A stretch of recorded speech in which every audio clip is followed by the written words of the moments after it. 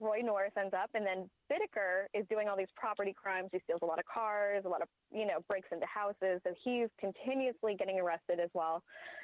He stabbed a grocery sales clerk, and it was like a centimeter from the heart. He actually stabbed him. And that's actually what landed him in prison where he met Roy.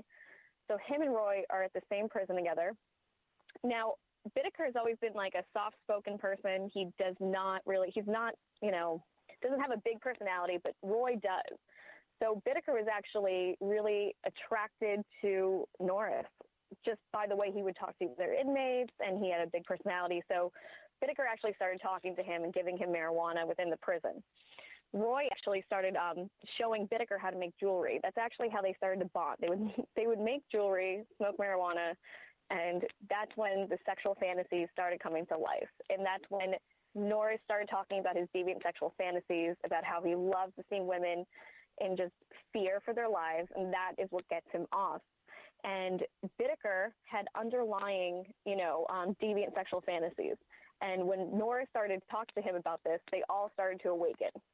And it's kind of like it was a slow progression with them, and that's what actually led them into their madness together. Now, Norris, you said that he was making a pass at his 16-year-old cousin, and then he went on to this life of sexual perversion and sexual deviant behavior. Any indications that he was sexually abused as a child? None found, and he denies any, too. He did grow up in a good family. I really don't think he was ever abused in any capacity. What about, you think it might be, sometimes, people, they block out those memories. Any possibility? I don't think so. Not with Norris, no. Okay. That's what's strange about Bittaker and Norris is there's neglect with Bittaker, but, besides for that, these guys grew up in normal childhoods. There was no sexual abuse, there was no physical abuse. They pretty much had at least, good upbringings for the most part. They were clothed, they were fed, they did have both sets of parents. There was not like the typical stereotype of like a serial killer comes from an abusive background with them. What about like those the other indicators like arson and animal abuse and stuff like that in their childhood? Any of that? There was some fire starting. Nothing crazy. But that's also a normal psychological progression as a child. Like around the age of 11 or 12, they start playing with matches and fire. Nothing. They weren't burning down buildings, but there was a little fire starting. Animals, no. Bedwetting, no. At least none that they have confided in me with. Okay. Then they met in prison together. They were smoking marijuana in prison, right, together. Yeah. Then who gets out first and starts the ball rolling here? So Bittaker got released and paroled first, and it was only a few months later Norris got paroled, and they both ended up in L.A. They were actually in jail in San Luis Obispo, but they both moved to L.A. right after they got released, and that's actually how they met back up. And Norris actually raped a woman, I think it was 1 month or like 1 month and a day right after he got out of prison. He went to go visit his dad in Colorado and raped a girl coming back to California. Now, when you look at their previous criminal careers, right, they were constantly, they were only out a short time before they would get arrested again.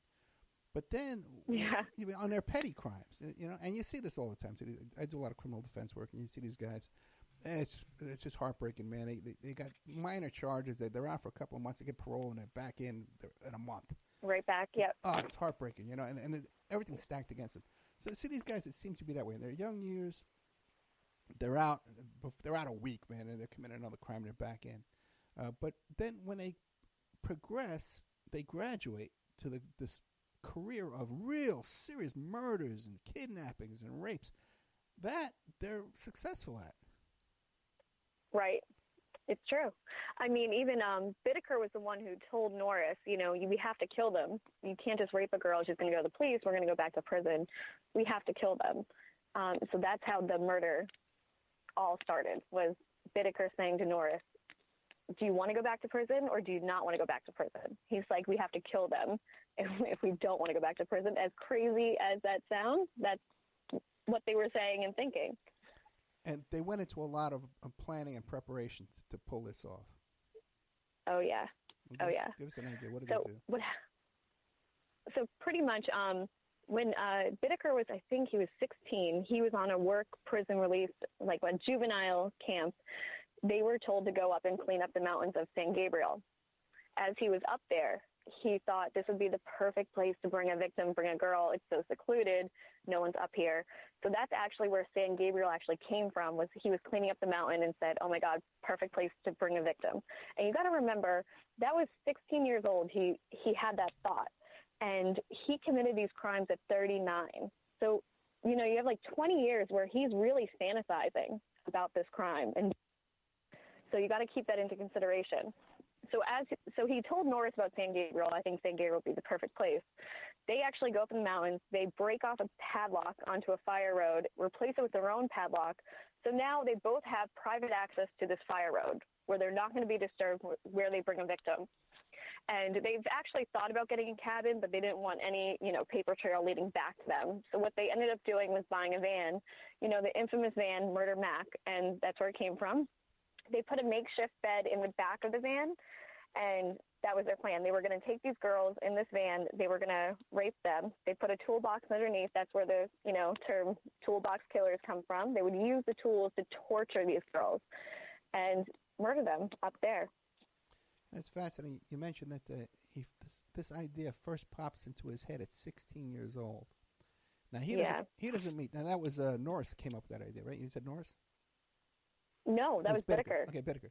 So Bittaker comes up with this idea when he's 16 years old, right? And he doesn't run into Norris till what age? What age does he run into Norris in prison? I think they were like, Bittaker might have been like 37, yeah, see? 30. I mean, they were in their 30s when everything happened, when they met, and yeah. This is a significant amount of time. So if this idea pops into his head at 16, he must have approached other possible partners before he approached Norris. Had to have. Testing out people, you know, feeling them out with this. If someone else would have yeah. I was going to say, you got to wait for the book and the documentary. There's a lot is about to come out. Of other people that he tried to recruit? You'll see. I mean, when they were, you'll see. I'm going to get you to confess before the show's over. Okay, that's good. Yeah. I'm going to get it out of you. I don't want to give away too much right now, but I know. You'll see. So keep an eye out for the book. You'll hear all my questions in the book. What Hell is Like? Untold Stories of the Toolbox Killer. And what's the name of the documentary film? Do you have a name for that yet? We actually don't have a working title as of now. We're doing the network pitches in January. But right now it's the untitled Bittaker Norris documentary. Yes. So keep an eye out for Laura Jacklin. Okay, so give us an idea. What are some of these crimes, and give us a little description of what these guys finally got into. I mean, it was probably one of the most sadistic crimes in American history. I mean, what they did to these girls was just like above and beyond. And these girls were babies. I mean, 13 to 18 was the oldest victim. And they raped them for hours, switched places, raped them continuously for hours. Even the third and fourth victim, Jackie and Leah, they were actually held for 48 hours, and they were continuously raped and tortured during that time. But one of the things they did with a lot of the victims was they used pliers. That's where Lawrence Bittaker gets his nickname, pliers. They would use it on the breast, and they would use the pliers to twist off the breast, twist off the nipples. They would use the ice pick through the breast. They raped a couple victims with a screwdriver, vaginally and anally. They used sledgehammers on the elbows. The last victim was hit 25 times with a sledgehammer on the elbow. Their MO, or what they used pretty much for two of the methods of killing, was actually putting an ice pick through the eardrum into the skull. And it's actually a very, very slow, painful death. And they would actually insert it and then take it out and put it through the other ear. And they would wrap the coat hangers around the neck, use pliers to twist it.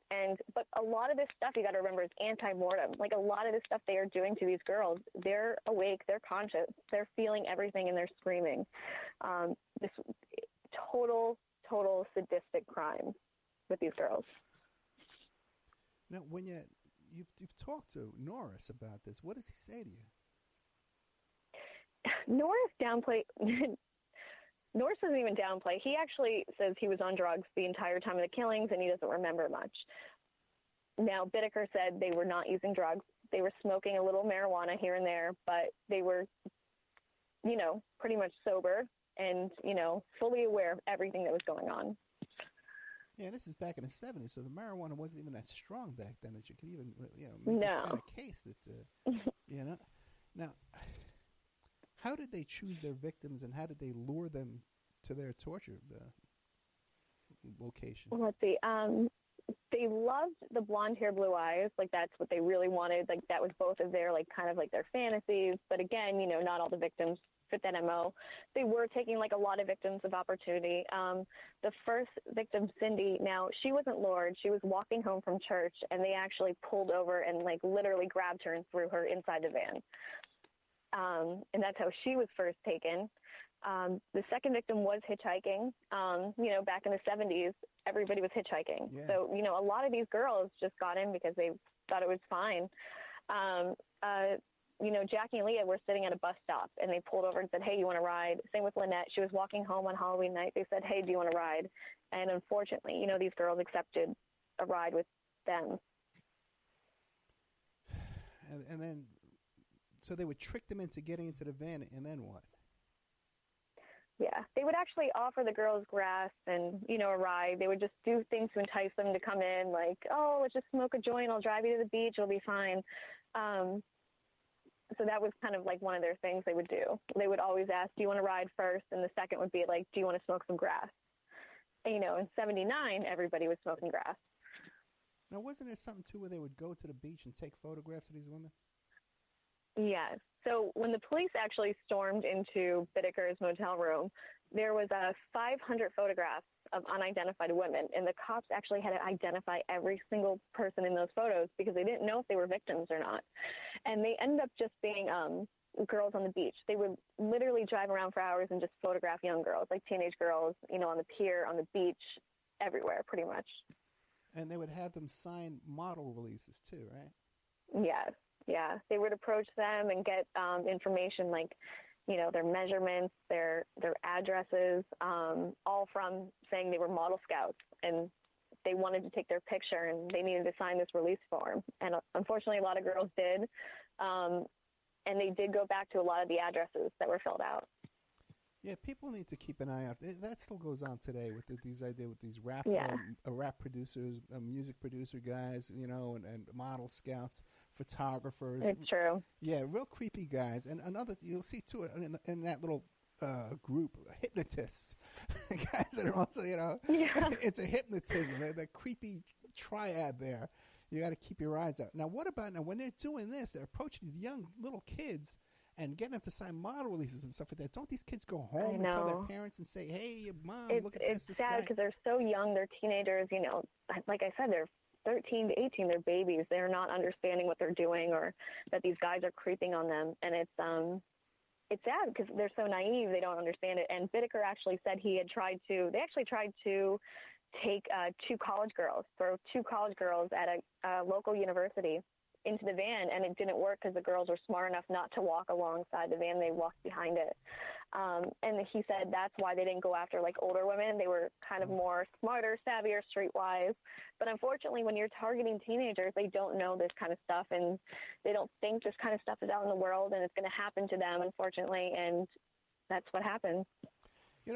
People talk about the internet today, and oh my goodness, it's open up people to more victimization. But in fact, I think it's the other way around.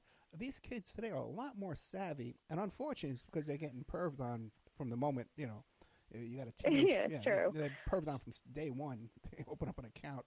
It's horrendous what happens to these kids. But I think they're a little more savvy though, and a little more cynical, and street savvy. You know what I mean? Yeah, I hope so. I hope, like, if somebody, approaches a girl on a beach and says, hey, I'm a model scout, she takes out her phone and Googles him, instantly. Hopefully it works that way. Yeah, but then again, the guy has an Instagram account that says he's a model scout.